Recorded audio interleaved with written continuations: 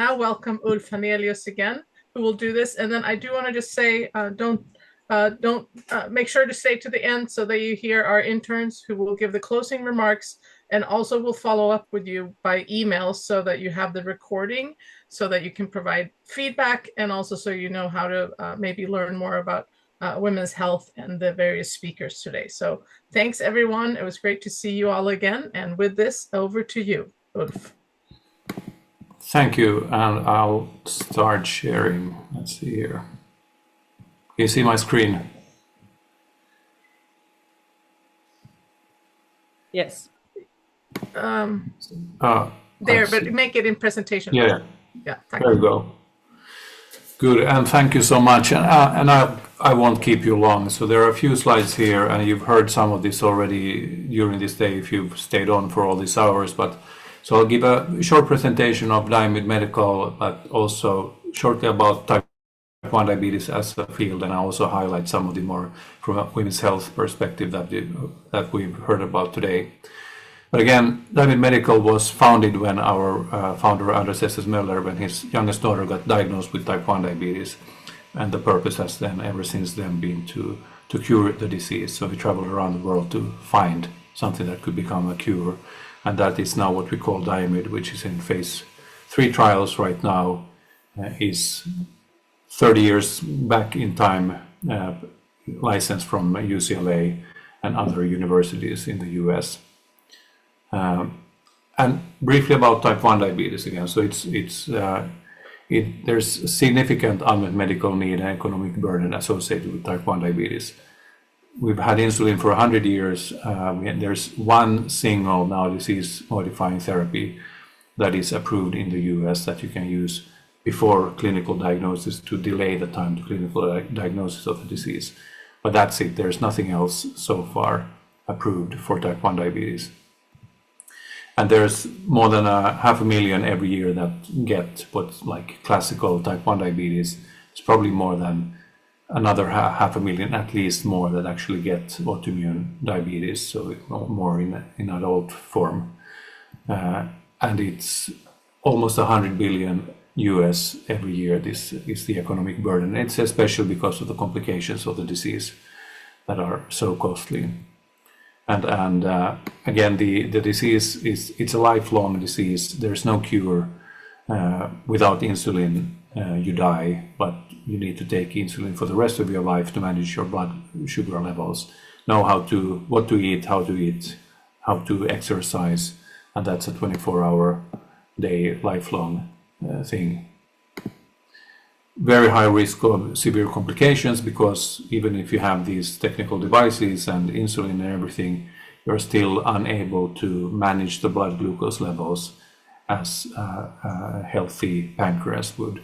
So usually the blood glucose is a bit too high, and this will long-term start to put a big stress on the cells in the body and lead to different complications, including potential kidney disease, kidney transplants, amputations, eye disease. And there's on average globally, the disease means around a 35-year shorter healthy life. So health span, which is now being talked a lot about in the world. So that means a life without basically complications. Depending on where you live in the world with the disease, it can be shorter or longer than this, but it's on average 35 years today. And the lifespan is then, according to a Swedish registry study, around on average 15 years shorter than for a healthy individual. And here, if we look from a more women's health perspective, that same study shows that if you get the diagnosis before the age of 10, as a woman, you will have almost an 18-year shorter lifespan compared to men, where you have around a 14-year shorter lifespan. So this really also highlights that it's an even more significant problem in women, type 1 diabetes. So what do we have? We have Diamyd, which is our investigational medicine. It's a protein, basically endogenously, that it is a protein that belongs in the body. It's expressed in the insulin-producing cells.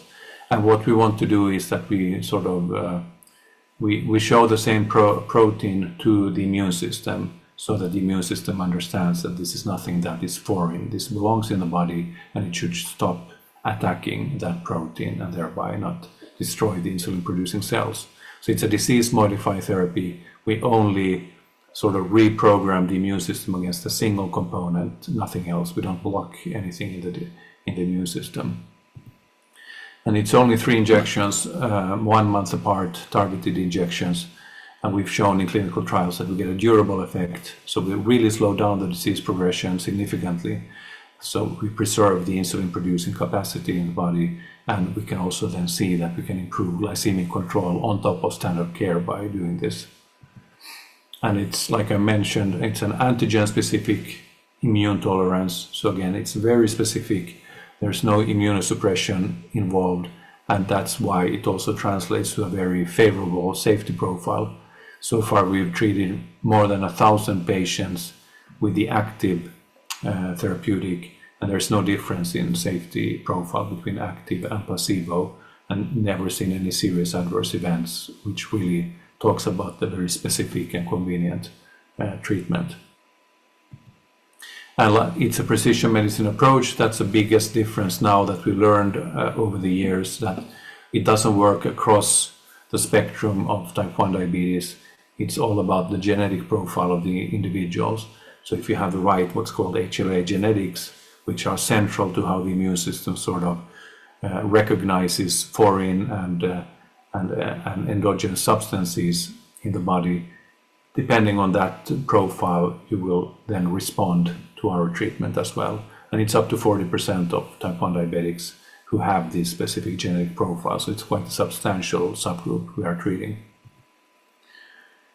And then, so what does it look like in type 1 when the immune system destroys insulin production? The disease is usually now divided into stages. So stage 0 is when you still have like 100% of your own insulin production left, but you have some kind of genetic baseline risk, and then there are environmental factors that also somehow trigger the autoimmune disease.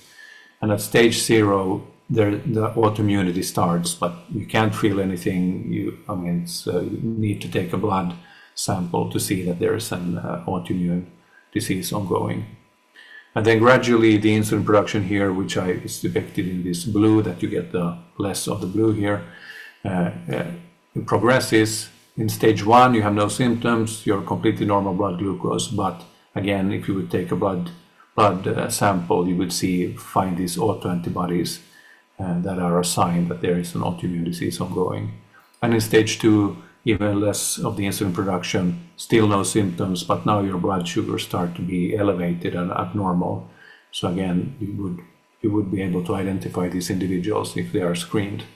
And then stage 3, that's when you get the clinical diagnosis. You get the symptoms, elevated glucose, blood glucose, and you go to the doctor because of those symptoms, and then you're put on insulin for the rest of your life here. At stage 4, then the complications start appearing. Usually it's first the eyes that start to sort of be sort of degraded, and you can even become blind because of diabetes. So formally, FDA and EMA now recognizes from stage 1, that's when the actually disease starts. Before it used to be at stage 3, but now you talk about the staging, and that you can actually start developing drugs against the different stages of the disease. So really more of a preventive approach to the treatment. And insulin is started from stage 3 when the body can't manage blood glucose levels on its own. You need to inject exogenous insulin.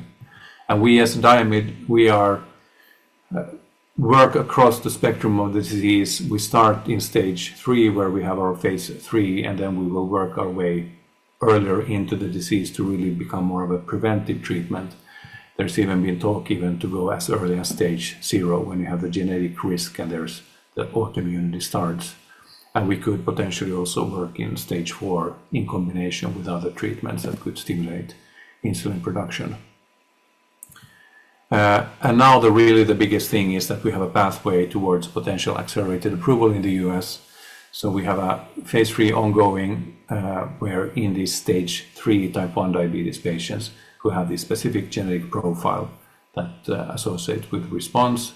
We got fast track designation from the US FDA last year for all the stages of the disease, and we have orphan designation since before, which also gives us some advantages, for example, when it comes to pricing.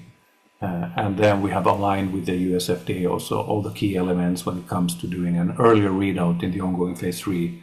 And that readout will happen in approximately 1 year. And if those results are positive, we could then start preparing for an accelerated BLA, so market approval in the US. And that's the first time ever the US FDA has actually given the thumbs up for an accelerated approval process in type 1 diabetes for this kind of a treatment. The phase 3 is ongoing in Europe and US, and it's a single pivotal trial, which means that it's enough with a single trial to get approval both in Europe and US. Usually for most diseases you need 2 phase 3 trials, but in this case it's enough with 1. And we also had a so-called futility analysis last summer, basically, which showed that there is some efficacy here already when we look at only 70 patients followed for 6 months, so which we got thumbs up to continue the trial without any modifications. And we have more than 200 patients now randomized in the trial. In total, we are looking for about 300. And this early readout, which will happen in 1 year, that will be 170 patients followed for 15 months. And this trial is also done in partnership with Breakthrough T1D, which is the largest patient organization for type 1 diabetes in the US and in the world. So, and that's a very important thing as well, to have these patient organizations on your side when you're close to commercialization. And also one thing, again, from a very interesting finding from a more women's health perspective and general like a sex perspective, is that, again, we did phase 3 around almost 15 years ago that didn't meet the primary endpoint. And we could see then in post-hoc analysis that it seemed to work better for some reason in males and not in females. It also seemed to work better in non-Nordics. For example, in South Europe, it worked better than in the Nordics. So there were a lot of hypotheses why this is. But if you look at the data, and these are data from a bit more than 1,000 patients who have been treated. So in all, when we look at all patients in all different age categories, you see a very sort of even distribution of this specific HLA genotype that we are focusing on. But it becomes interesting when you start looking at the different age groups. So in females, you see that it seems to be most pronounced in the early, like pediatric population, and then you have a lower incidence of this specific genetic profile, whereas it's completely opposite in males. And this is actually the reason why we could see that it seems to work better in males than in females, because that previous phase 3, we had mostly these adolescent and adults in that trial. So there was enrichment of this HLA genotype in males, but it has nothing to do actually with that it works better in males. It's only a genetic thing that you have. Its distribution differs across age between the two sexes. And this really shows how important it is that you have the data and you have the possibility to really dig into the data and don't make any assumptions. But if you then find this responder group like we did, that sort of then corrects for all the sort of response between the two sexes. So it's not about, in this case, if you are a girl or a boy, it's about which genetic background you have. And finally, my last slide here, I just want to maybe also highlight, for the sake of today, all the fantastic women are in our company as well. So you've heard Karin Rosén present today earlier, and we have both, I think, a very good equal proportion of women and men in the company, which is also important so that we really understand the different perspectives when we develop and do what we are doing. And you also heard Emily Sims present today, who really understands as a pediatrician also and an endocrinologist what the disease is about. And with that, I'd like to again, thank you for the opportunity to participate, and you can always reach out to me if you have any questions. And with that, thank you.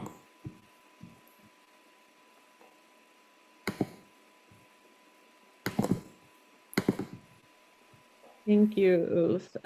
Did you see that we got a question in the chat? No, let's see here. You have time. What are the main differences you've encountered when developing and preparing a treatment like Diamyd in the US market compared to European market, both in terms of regulatory market dynamics? So we've obviously had the phase 3 trial is ongoing in both in Europe and the US. It's one single trial with clinics in Europe, many European countries, and in the US. And we have aligned it with both the EMA and the FDA.